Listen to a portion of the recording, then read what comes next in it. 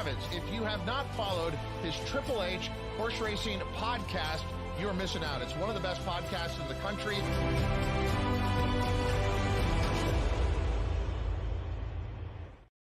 Good morning, everybody, and welcome to Keeneland today, October 19th edition on this fabulous Saturday. Thank you guys all for joining in. Greatly appreciated, of course, with my co-host, Charlie Freeman, as we tackle the early pick five this morning. If you guys are looking for the late pick five after the early pick five show with Charlie and I, please go watch Thursday's edition of Picks and Ponies. The most recent episode, I'll grab the episode number for you guys here in a second. My apologies that I did not have that ready. It is episode 379 of Picks and Ponies. Again, the most recent one dropped this Thursday, covering the late pick five with Howard, Paul, and Ellis Starr, a fantastic guest that, of course, always does a great job. So please go check that out after this show if you're looking for the late pick five. But we'll cover the first 5 races this morning. Charlie, what's going on, man? How you doing? Yeah, doing pretty good. About to send it in chat, but Howard just sent me the scratches, so I'm going to put those in the chat because I don't know if they'll show up for us. But yeah, doing pretty well. Excited to get after this weekend. A lot of good racing. Yeah, I mean, absolutely. This is, of course, highlighted by the Perryville Stakes and the Raven Run Stakes, which includes the return of some pretty good horses. Obviously, Bookham Dano is later in the card. You have Locked, who's running later in the card as well, depending on scratches, of course. Like I said, they just came in this morning, so we will get those for you guys here for the first 5 races. And, of course, the return of the very good filly Emery later in the card highlights today. So hopefully, like I said, we'll have some really good racing, safe trips for all. But let's crack into this early pick 5. But first, of course, we'll go through some administrative items. If you guys are new here and you aren't subscribed, why not? You're already coming back for these shows anyway. Please go down below the video player, hit subscribe, hit the like button on today's Keeneland Today episode. We would greatly appreciate it because not only does it show us you guys are enjoying the content, but it also pushes these videos out into the YouTube algorithm to hopefully bring like-minded horse players like yourself to the HHH Racing Podcast. And of course, for that, we thank you. As you see scrolling on the bottom screen now, right now, we have show times up for you guys. We have 4 shows throughout the week. Horsing Around airs on Monday. It is at 8 p.m. or 7:30 p.m. Eastern Standard Time. Covers a recap of the last weekend stakes races, but also starting with Breeders' Cup, it'll start as a look ahead show to the Breeders' Cup, so not something you want to miss. Of course, our show, Betting and Boozin', 7:30 p.m. Eastern on Wednesday, followed by Pacific Horse Players, our new show with Noah and Ryan Anderson. That goes at 9:30 p.m. Eastern on Wednesdays. And, of course, Picks and Ponies at 7:30 Eastern on Thursday. But also, our Breeders' Cup Power Picks tip sheet, guys, is now available. If you guys aren't familiar with the podcast, the Power Picks tip sheet is something we run every single Saturday, and that's done through Patreon. You can see on the screen now. Only $15.99 a month for that, $4 a weekend. You get 2 full tracks of price plays, spot plays, and pick 5 grids.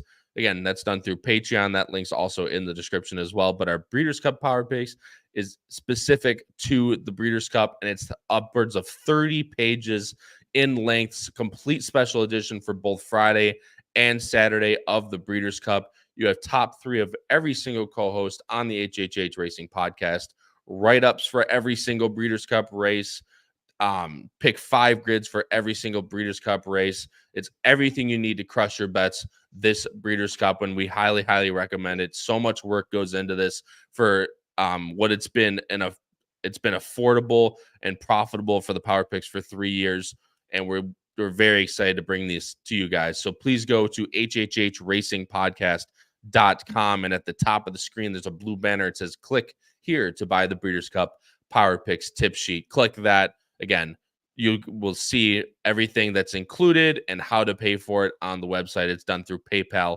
or Venmo. So please go get that done and crush your bets with us this Breeders' Cup. Katie, of course, is here. Katie, thanks so much for joining the show. Michael Lester, haven't seen that name before. Michael's still trying to learn. Chris Couples summed it up pretty well. It's a never-ending process. Don't be afraid to reach out to whomever.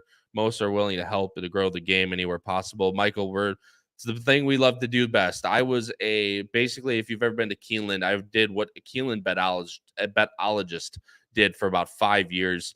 I absolutely loved, like I said, teaching was my passion growing up, and we'd try to do a great job here on the podcast for both new horse players and of course very experienced ones. So Michael, hopefully you stick around and become a viewer of the show. We greatly appreciate it. Paul Conlon, of course, is here. Michael Austin's betting Ascot at 8 a.m. over in California. So Michael, I respect the grind, my friend, as always. Trish Smith, of course, is here. Trish, thanks so much for running the show.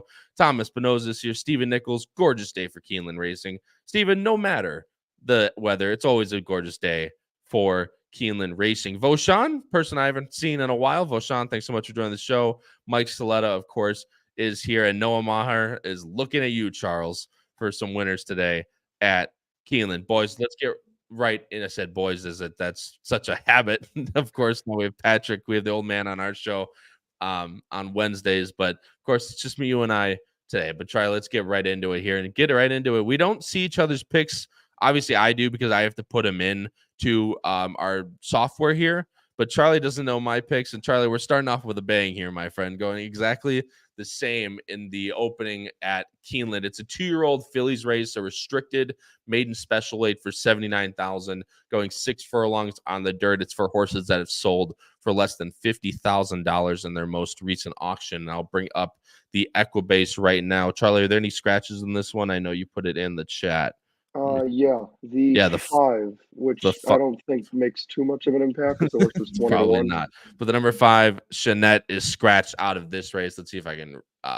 No, it still doesn't pop up. But the number 5, Chanette, is out of this race, which leaves us with a field of 9. Charlie, you and I are both going with the morning line favorite, Wisconsin Gal, for Frankie Dettori and Paul McEntee. 5-2 on that horse. Number 2, Kiana, at 7-2, and Little Breezy is your third choice at 9-2. However, you and I are both going with number 4, Lovely Words, in third. This is a very tough race in the fact that there's not a whole lot of runners that have run very good races, Charlie. The number 6, Wisconsin Gal, might be the outlier of that aforementioned statement. She's run very good races, but at this restricted level and at open company at Indiana, back-to-back, all in the money finishes, plus get a jockey upgrade.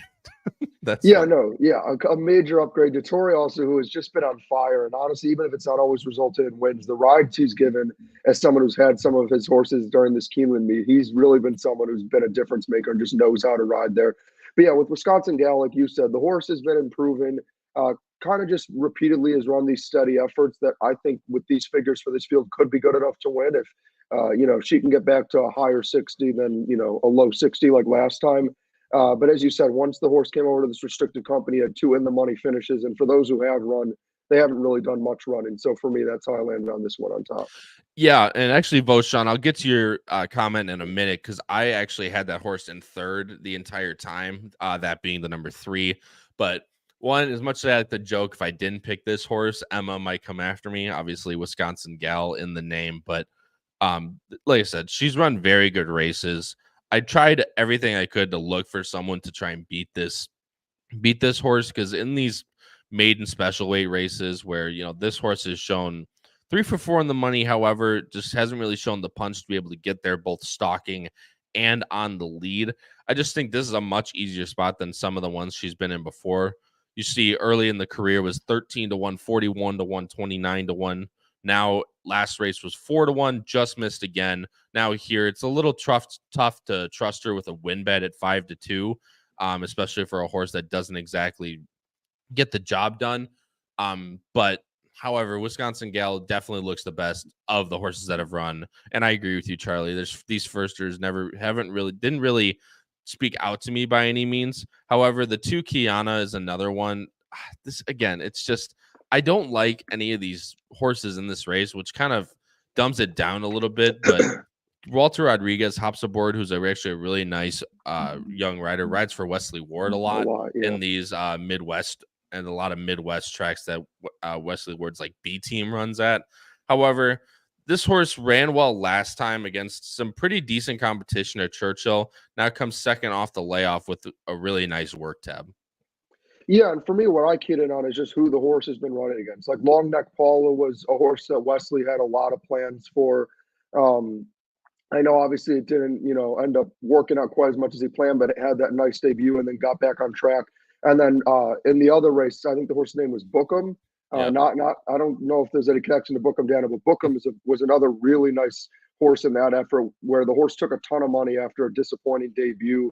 And I just think for the two, my sort of angle was I like that Walter Rodriguez hops back aboard, and I just think kind of the similar angle with the six. Has been running against better and has run into some difficult horses, and now running against some firsters that have looked all right at best, I would say, and then some other horses who have run that haven't really put on any sort of memorable performances.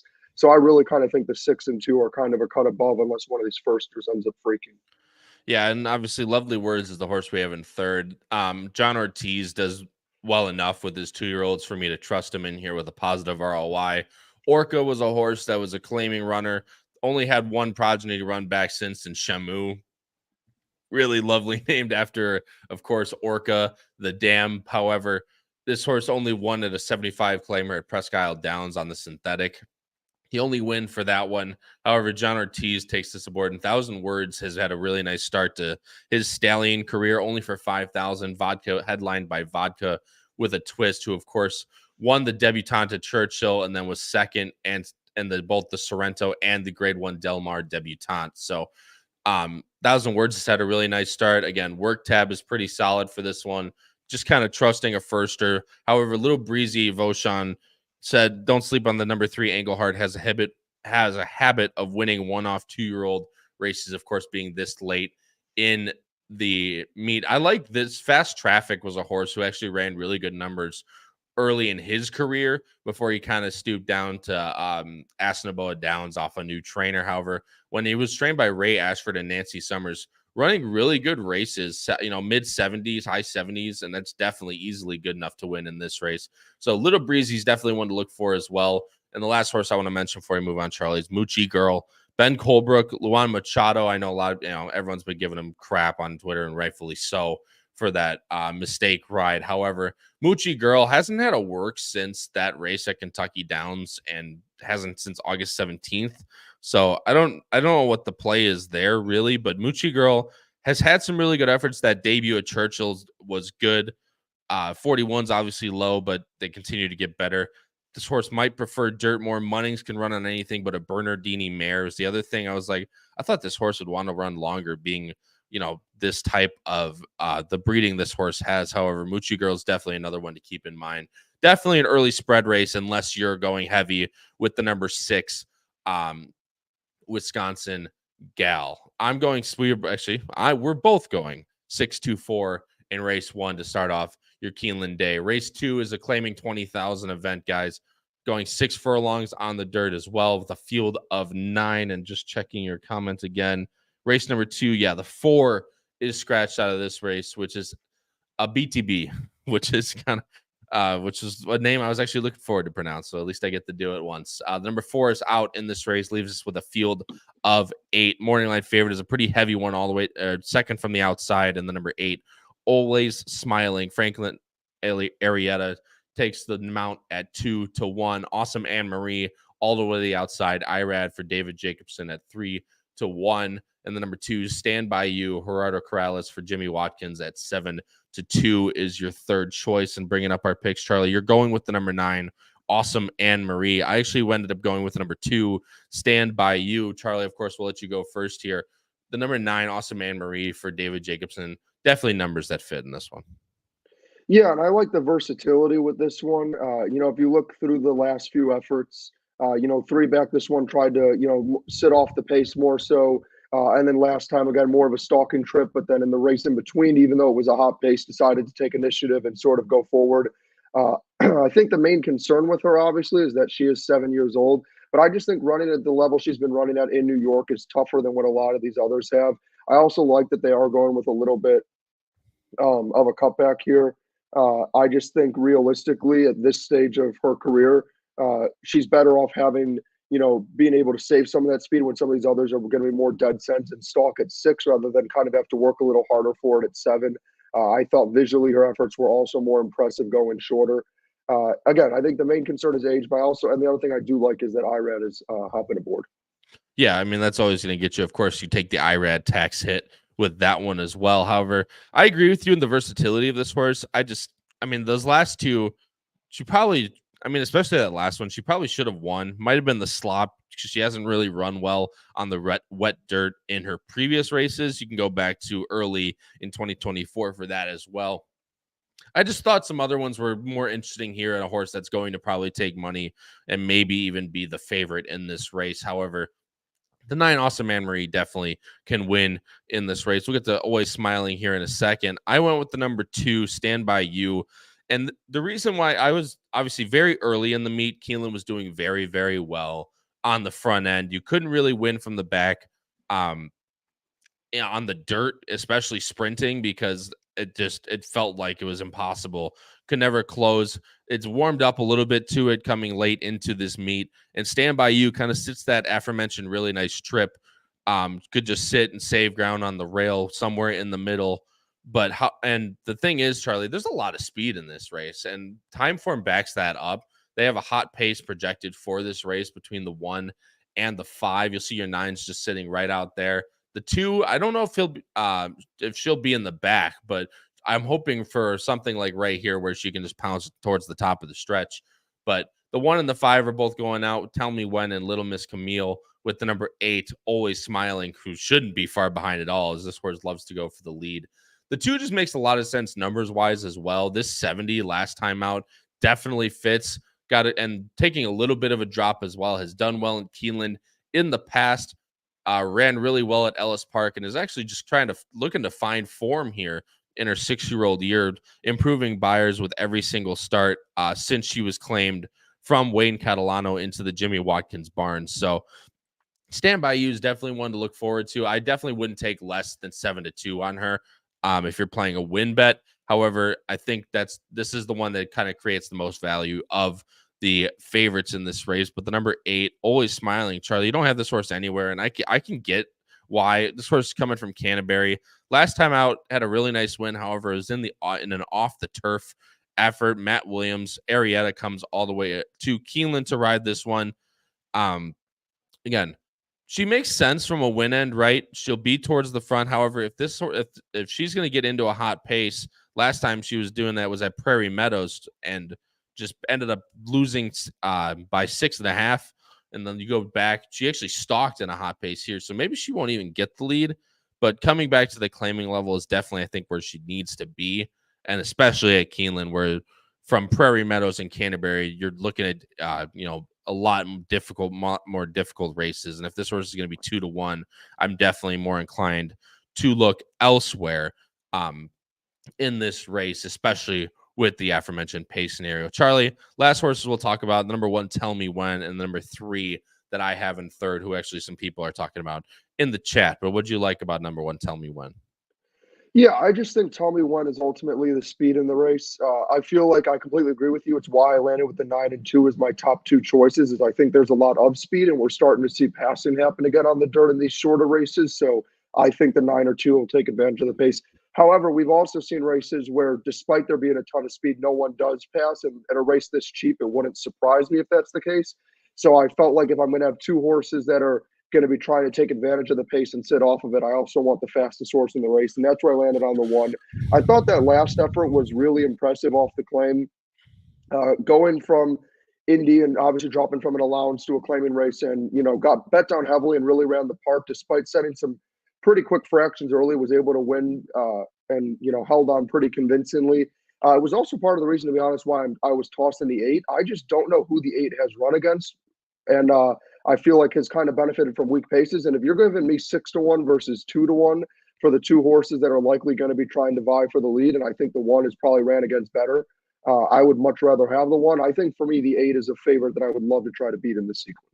Yeah, I agree with you completely on that, Ren. Like I said, especially with the pace scenario, I agree with you. Tell Me When's definitely another one that's going to be up close, as said by the Timeform projector. So, like you said, though, kind of mix matching a little bit of styles here, and I think this is kind of another race where you might have to spread for some races to go skinnier.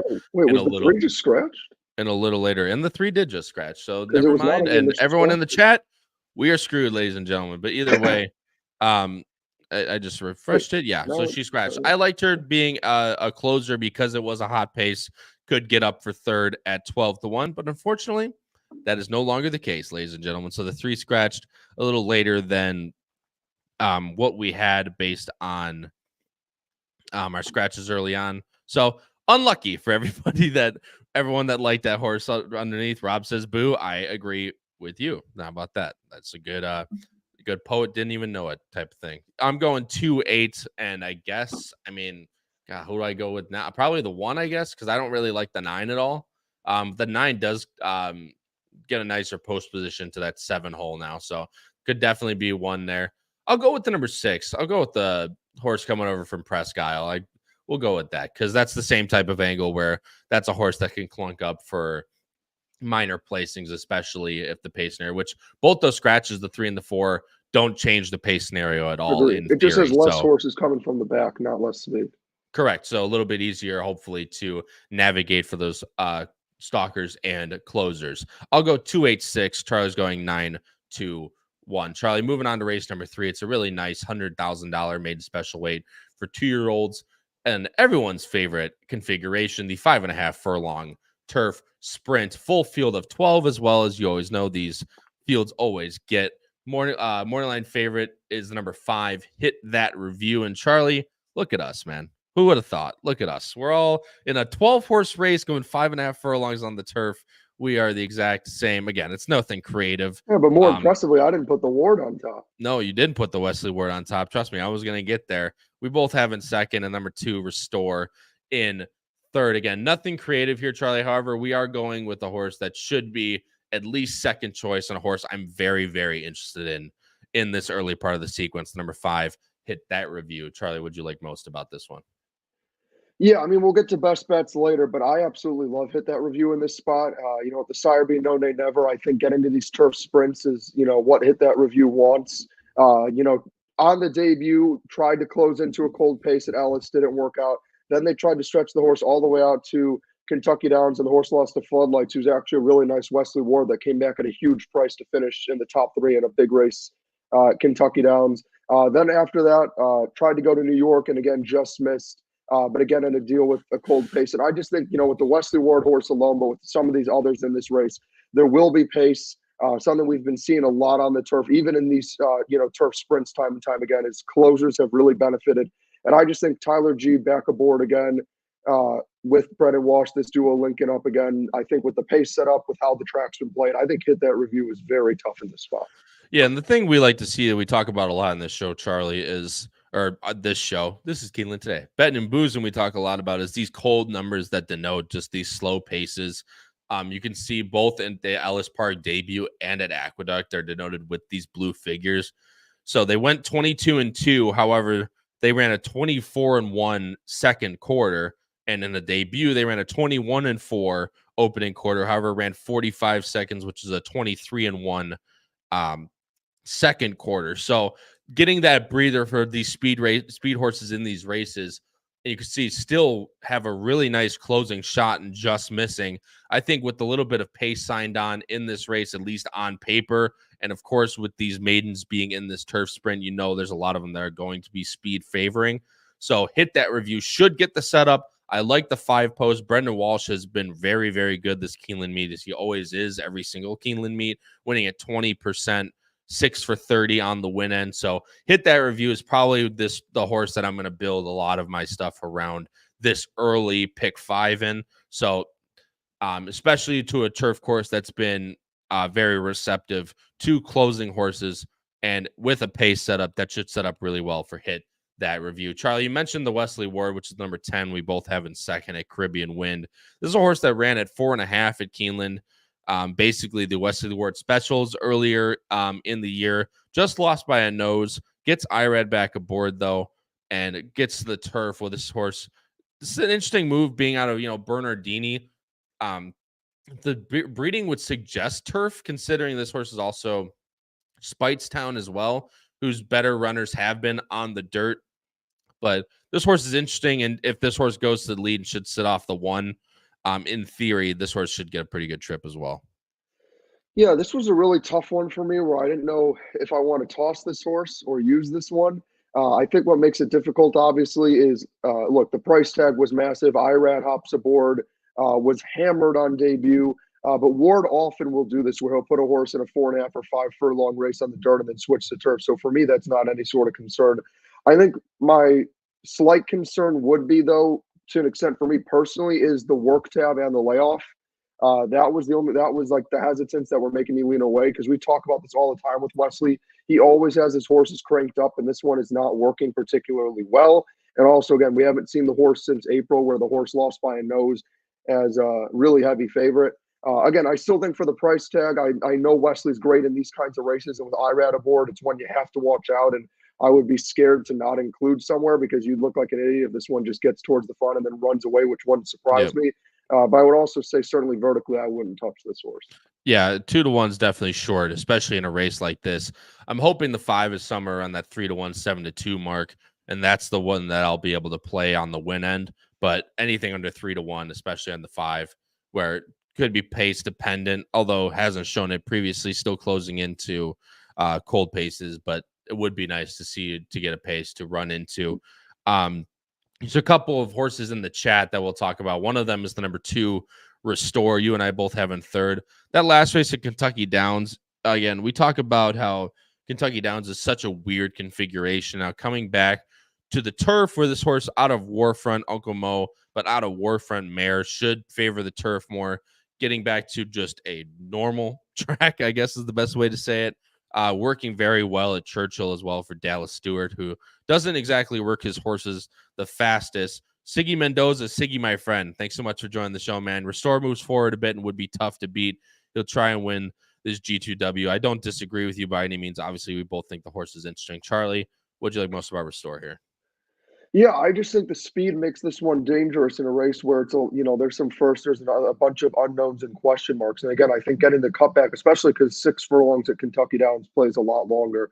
I think this one certainly could be loose and dangerous. Again, I think for me, the big question is what kind of happens between Restore and the Wesley Ward horse. Because I think if the 2 and 10 sort of lock up and just get in a major speed duel, then it's just going to set things up even more with the 5, which is what I envision.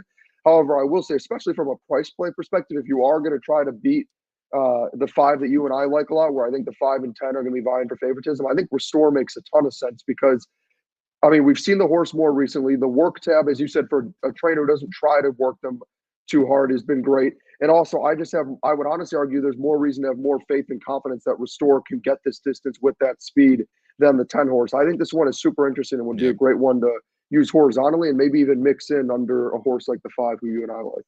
Yeah, I don't disagree with you. Like I said, the 10 just scares me, the fact that horse seems a lot faster than some of these. However, I agree with you with Restore. I also think Restore can even maybe sit pocket or something like that because the one last race is going to go. So maybe Restore can go here and, of course, maybe instill a little bit of pace for the number 5. Sorry, I got my horses mixed up a little bit. Oh, guys in the chat, you guys are telling me to keep in tabs with a Kelsey Danner horse. Come on, guys. What are we doing around here?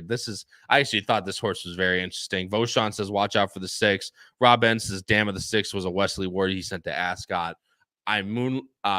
Moonlight Romance was a horse that looked very good in her early career. Like you said, won at Belmont, then got sent to the Windsor Castle at Ascot going 5. Didn't really do too well. However, came back, won the Kentucky Juvenile Turf Sprint, and then unfortunately ran nowhere in the Breeders' Cup Juvenile Turf Sprint, but then came back. So multiple time winner for Wesley Ward. Now comes into the barn of NBS, the good friends of myself and Crowns Way Racing NBS stable. Kelsey Danner picks up the mount. Adam Beschitza rides. Beshizzle, $350,000 yearling, which is a pretty decent amount for NBS. So obviously they have a lot of trust in this horse. More Than Ruddy's have been absolutely fantastic. So Fling Ready's definitely one to include in tries. Voshan, who put him at least play him in tries. I agree with you completely. Wouldn't be surprised if this one ran underneath in the money. But on the win end, again, Kelsey's not exactly known first time out. She likes to develop her horses late. So if a horse does win first time out for her, that's definitely one thing to keep in mind. Yeah, 13 for 149 in the last 5 years, a 9% clip for Kelsey on the win end first time out. However, underneath is much better statistics. I'm going 5-10-2, and also Charlie's also going 5-10-2. Charlie, I'd argue that this next race is the feature. Oh, it's pretty easy. It's the feature for the early pick 5 sequence. Race number 4 is a really nice optional claiming 100,000 going a mile and a 16th on the dirt. And I'll bring up the Equibase right now. It's a nice field of 7 headed by the Iowa bred, the number 7 all the way to the outside. Jack's Time, Luis Saez for Kelly Von Hemmel at 8-5. Second choice is number 3, Authentic Strike, Tyler Gaffleo and Rudy Brissett, who's had a fantastic meet at 5-2. The number 5 is your third choice, Jose Ortiz, Mark Cassie at 7-2. Charlie, bringing up our picks. We're both going actually with the same horse on top, and I know you feel a lot more strong than I do in this race. You have number 7, Jack's Time in second, who I ended up actually throwing out of the money completely. So this is a very interesting race, especially for a short field of 7. But yeah, I mean, it's a very cool puzzle, and the fact that we came both out with Authentic Strike, I think, could mean something. But like I said, I know you feel very strongly about this one. Yeah, and I will say with my top 3, I know I tossed the 5 that you have in second. I think it's tough between I think the 5 very well could win here. I still want to go all chalk. But yeah, I love Authentic Strike in here. I wouldn't say it's the most the horse is the most likely winner because this is a very tough field. And as you touched on, the feature race, a great allowance. But I still love Authentic Strike in the spot. I love that Tyler G's hopping aboard. For me, visually, just watching this horse, I thought the debut race at Ellis Park was super impressive. Beat Kinetic Control, who I know is a horse that the boss of our show, Howard, liked a lot. But I saw, got hammered down on debut for a trainer who I wouldn't say, is necessarily quite as known for firsters as others. So I thought that was kind of something to certainly key in on and pay attention, but also with that $450,000 price tag, they obviously have big plans. I just thought the debut was incredibly professional. And then I'm willing to toss that last race. I thought the Iroquois I thought that weekend in general, those 2 races that we had covered were just tough races to really know what to make of going in. I think everybody sort of just thought Jonathan's Way was the buzz horse who was supposed to be incredible. And then Owen Almighty was a horse I liked as well in that race. And people just thought it was a 2-horse race, which it turned out to be. Now gets into a much easier spot here in this field. And I like the distance. I just think this all kind of sets up perfectly for Authentic Strike. Yeah, and Authentic Strike, both Authentic Strike and the number 7 Jack's Time we have in second, both ran in the Iroquois, however, not very well. But I like Authentic Strike for the fact that I think he's able to sit. Wise Strike out of a Smart Strike mare who is running at this type of 7 furlong 1-turn mile that he's been running at. However, now he stretches out to the mile and the 16th. Authentic hasn't had the best start to his early stallion career, only 13 wins out of 121, winning 10%. However, 18% in those dirt routes, 4 for 22, 7 for 22 in the money. So I think at least getting to this one, suited to where more Authentic has shown that he can win races early in his stallion career. Working very well for Rudy Brissett, who's 7 for 16 this Keeneland meet on the win end. Fantastic early start to this meet for Rudy Brissett as we're halfway through this Keeneland meet. So Authentic Strike is one that I think has a very was very game in the debut. Now coming back into the spot after a disappointing Iroquois, was very wide the entire time, as you said, Charlie. It was basically a 2-horse race between Jonathan's Way and Owen Almighty. Jonathan's Way, who's going to be a very, very I think probably a buzz horse for the juvenile, but Authentic Strike could be able to sit from a nice pocket trip, 5-2. I don't know if that's enough value in a tough field on the win end, but I'm trying to beat the 7, who you have at 8-5 in the morning line favorite in second. This horse was very good at Prairie Meadows, then faded back in the Iroquois. But again, this spot should be very, inherently easier than that last one out at the Iroquois. Yeah, I just think to me it's very clear that the 7 is the speed of the race. There's other horses that want to be forward, but I don't think there's anyone as fast as Jack's Time. I don't know if Time Form feels the same way, but that's how I see it. Personally, I just think the 3 ends up sitting off the 7 and is able to go by. So Time Form does see it exactly as how I see it. And I think that's kind of the argument with why this horse is such a heavy favorite on the morning line is I think the angle they're taking is the dirt for the most part, has been speed favoring, and the 7 will be the fastest one in this field. I think this is kind of one where you just kind of have to choose to take a stand of either do you think the 7 can wire this field or do you think the horse can get caught? For me, if I were playing, especially with that short of a price, I would try to go with the angle of trying to beat this horse. But I had to put the horse somewhere in my top 3 just simply because he is the speed of this race. Yeah, and again, the reason why I threw him out is the difference between Authentic Strike and Jack's and the number 7 for me is at Ellis Park. Authentic Strike beat a lot of horses who came back to either improve or steadily, keep their buyers where they were. A lot of horses improved out of this race, including that horse that you mentioned, Kinetic Control, and Righteous versus Star the in this race. What? Actually, I said, and Righteous Star, who was in that race, actually came back to run nice. Who's in this field? Yeah, the exact. So proving my point once again. But either way, Jack's time ran at Prairie Meadows. Of course, you can only be who's in front of you. Absolutely waxed that field by 10 3/4. Then didn't run too well in the Iroquois, so could just be a lot faster than horses. And that's the thing that I'm trying to bank on. That maybe this horse just isn't up to what. There's a couple others in this race that look pretty good on paper. So hoping just the Iowa bred ran really well against those Iowa breds and is just not up to snuff in this race. Number 5, Global Legend, is the horse that you threw out, but I have in second. Jose Ortiz had a fantastic Keeneland meet as well. Hops aboard this one. The reason why I have Global Legend, I like Global Legend, is because he's one of the only horses that has shown that he can rate a little bit and pass horses. That last race at Monmouth going a mile, just wasn't able to get past that horse Crazy Frazee, but Crazy Frazee came back in the next race too, of course. And this, I hate when DRF does this. I love DRF, but man, came back to win the Aventura at Gulfstream Park at a nice closing effort. So Crazy Frazee, next time out winner. Global Legend just couldn't get past last time out. Should have a little bit of extra distance, which could help this horse. But Global Legend, again, one of the only horses that's shown to rate and pass horses. So that's why I wanted to include in second. And the number 1, Righteous Star, who you both have in third, who you mentioned. Two decently bad efforts, then got to the 2-turn mile and a 16th and actually was able to rate and go past. And if the pace does heat up front, Charlie, Righteous Star is definitely the one to pick up the pieces. Oh yeah, no, completely. And I think it was a great effort. I think the 2 questions that we're going to naturally have is, as you said, one, I think the 2 turns in distance helped, but I think we also have to point out it was a hot pace and that it was no longer made in special weight, so it was a much easier field. And again, got the pace set up, and I think that's going to be kind of the question. Is, as you said, if there is pace setup, saving ground on the rail, I think Righteous Star could absolutely be a player.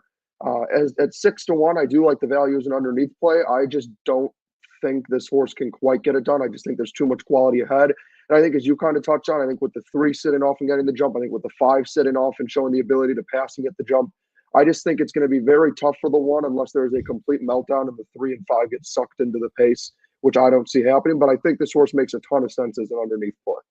Yeah, definitely underneath. But yeah, if there's one horse to pick up pieces in this race, at least underneath, that the pace quickens up, the number 1, Righteous Star, is that horse for me. I'm going 3-5-1. Charlie's going 3-7-1. Thank you guys all for watching. We've had a fantastic audience the entire way through this Keeneland Today show on October 19th. So if you guys are enjoying what you see, please go down below the video player, hit the like button, hit the subscribe button. Would, of course, greatly appreciate it, as it shows us you guys are enjoying the content.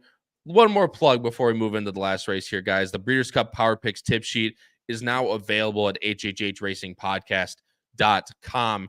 It's about 30 pages of information for both Friday and Saturday of Breeders' Cup weekend. A lot of work's going into this, guys, and it's one of the most affordable tip sheets, especially for what you're getting. But also, the power picks have been profitable for over 3 years at this point, which is actually crazy that this podcast has been going for over 3 years. So please go give that a look. hhhracingpodcast.com on the website. You'll see everything that it includes. It goes through PayPal or Venmo, and you get them emailed directly to you on both for both Friday and Saturday of Breeders' Cup weekend. So go give those again a look. Link is in the description, hhhracingpodcast.com. Charlie, let's move into the last race. And the last race is also, it's $100,000 maidens claiming. However, it's a very, very fun race. Going 6 furlongs on the dirt. I'll show the Equibase right now. Morning line favorite is all the way to the outside, the number 10, Arrogancy, the Florida bred for Jose Ortiz and Jose D'Angelo. The Jose is the number 9, Uncle William to the inside. It's your second choice. Luan Machado at 7-2 takes the mount. Number 5, Shortstop is your third choice. Gaffleon for Ben Colebrook at 4-1. You're going with the number 9, Uncle William, the second choice. I'm going with the number 5, Shortstop in this race, who I actually like quite a bit. The number 9, Uncle William, has run the best numbers, Charlie, at least on both buyer and time form perspective. And I'll show the time form, what they project. And if this does end up happening and being the pace, could have trouble here with the 9. Of course, on the win end. I mean, good trouble for you. Yeah. No, I completely agree. I mean, that's kind of how I saw it. I do think there is still speed in this race, but for me, ultimately, I think it's just going to come down on the front end, at least, to the 9 and 10, kind of how it's hitting at. And I think the 5 could potentially pick up the pieces. Now, I do think the 5 is very interesting because I have a feeling there will be a speed duel between the 9 and 10 to the outside, which should set up for the 5. I think the question is just, you think it sets up enough for the 5 to go by or not? For me, I just trust the 9 a little bit more because of, the field that the 9 has been running in and also the distance. With the 10, this is one I would honestly try to beat. I mean, I love Jose D'Angelo. I talk about how underrated of a trainer I think he is. I know this is a horse from Gulfstream. I think my major issue, though, is the 10 has been running in weaker fields and at shorter distances for the most part until the horse ran at a slow pace at Parks and still couldn't get it done. Whereas for me with the 9 has been running in much more difficult maiden special weights against some really nice horses in Kentucky, has been very close in a lot of those efforts, and has had to just deal with some really, really hot paces, which I just don't see here. I just think ultimately the 9, as you said, has the figures, is the class of the field, in my opinion. And I just think really could either get to the lead, or even if the 10 ends up getting there, even though I think the 9 is a little bit faster, I trust the 9 to hold up a little bit better, just because I think the 10 has been in shorter distances and in easier spots and hasn't been able to hold. So I honestly love the 9 in this spot. Yeah, I don't disagree with you. I was 5, 9, 10 for a lot of it. And if you got the power picks today, Howard's view, or the Keeneland power picks today, you would know how Howard feels about this race. I agree with you. I probably should switch the 9 and the 10 because I agree with everything you said. I just think the 9 might be a better horse for a smaller barn, which means going to take less money in this race. The 81-73 definitely fits in this race. That last race for Arrogancy was very good. However, it was at Parks at the 6 furlongs. Still couldn't get the job done. Now going to come to the $100,000 level at Keeneland with 2-1 favoritism. That's a horse I'm willing to try to beat. I went a different way, but I went the number 5, Shortstop for Ben Colebrook. Tyler Gaffleon takes the mound, who's having a fantastic meet, as he always does at Keeneland. Third time off a layoff here for Ben Colebrook, who has actually really good numbers. Also second off the pretty decent layoff from July to September, now October. 82 at the end of last year. If he can get back to that, definitely makes a whole ton of sense. However, this horse is, and Howard's stealing my my thunder, this horse is 4, so it might just be kind of nearing the end of this horse's improvement, but still, work tab was very good last time out. Before the last race at Churchill, still didn't do any running. I'm hoping this horse can stalk behind the 9 and 10 to kind of have first run. However, time form has Howard, you have this horse on top, man, and you're talking crap to me. You have this horse on top as well. What the hell's going on here? But either way, I like that Churchill last year.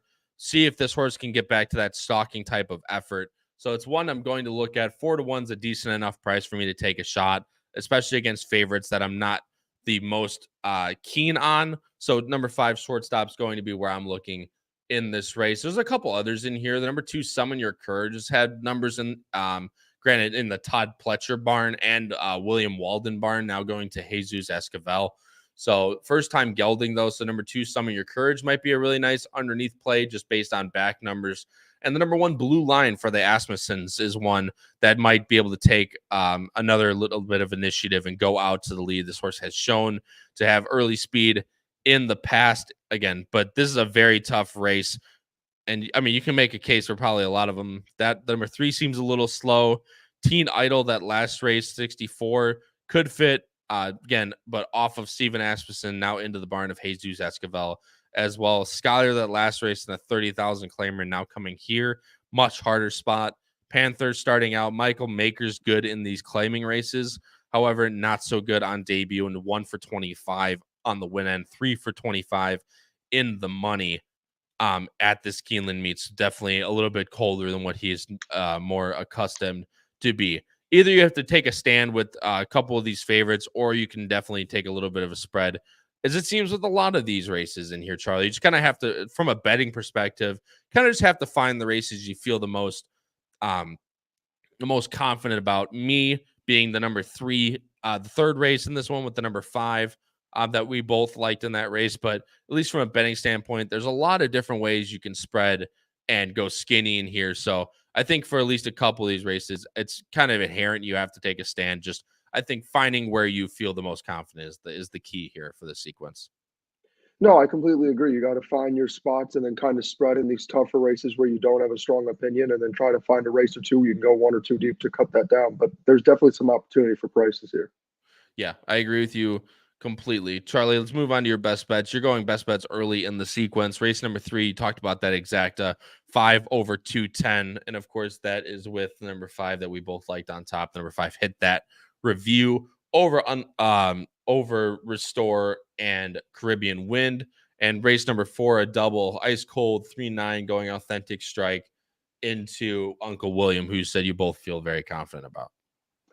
Yeah, I mean, we talked a lot about the 5-horse and the sprint. I just think, honestly, that it's going to set up really well for Hit That Review. And this is a horse that's been just missing and hasn't gotten any pace, and now is in a race, with the 2 and the Wesley Ward horse, where there certainly will be. However, I do still think that, the 2 and 10 have enough ability to be the clear-cut next best horses. So I like the opportunity of getting one of them, especially if it can be the 2 underneath. I would definitely be Dutching that exacta, though, because obviously the IRAD horse is going to be a lot short overpriced. And then I love Authentic Strike. Again, I think the horse can sit just off the 7 and get the jump on the rest of the field and go by. Really love that debut. And then again, we just talked about, race 5. But again, with this 9 horse, I just think for Uncle William, again, I mean, I don't think it's impossible for Shortstop to close up. I just think with Uncle William and the 10 being towards the front, I think the 9 is the higher quality horse. And has shown more ability with the figures and has run against much better. So if I can get a stone cold double of that, especially as you said, out of a smaller barn, I should get a square price. If I can get that double, I think I can get a pretty nice price on that. Yeah, I agree with you completely. I actually ended up going the Charlie Freeman way. I ended up going off the beaten path, but I did want to put in the number 5 Hit That Review. That's a horse I'm going to look forward to. Hopefully increasing my ROI for this Keeneland meet. I've been picking 1 to 2 horses every single day at the Keeneland meet and tracking an ROI. So hopefully Hit That Review can continue to build that for me. Race number 8 is, of course, a race that they talked about on Thursday. So go watch that Picks and Ponies episode after you finish this one. Number 12, Taking Candy, is a Cherie DeVoe horse I'm very, very interested in on the win end. And there's 2 favorites on either side of Taking Candy. Bookham Dano and unfortunately a bunch of scratches in the Perryville. So take a look at that before making your bets. Bookham Dano now looks like the very, very clear favorite in that race. And of course, on the end with the Raven run of Taking Candy is Emery. So I'm going to look to play a double one way or the other, depending on which way. I'm going to take another look at those races after scratches. But Taking Candy and Hit That Review are the 2 horses that I'm looking forward to in this sequence. Charlie, thanks so much for joining me, my man. Greatly appreciate it. And thanks to everyone out there for joining this show, Keeneland Today, October 19th edition. A very tough early pick 5 sequence. Again, lots of different ways you can play, lots of different ways you can go skinny, you can spread. Again, just kind of got to pick where you're most confident in and crush your bets as hard as you can. For my co-host, Charlie Freeman, this has been Keeneland Today, October 19th edition, and crush those bets at Keeneland Today, everybody. Hopefully, we'll see you down the line. And again, go get those Breeders' Cups Power Picks, people, so we can absolutely destroy our bets this year at Keeneland. Take care, everyone. We'll see you tomorrow morning, same time, 10 a.m. Eastern or 11 a.m. Eastern for Keeneland Today, October 20th. Good luck, everyone, today. Have a good day.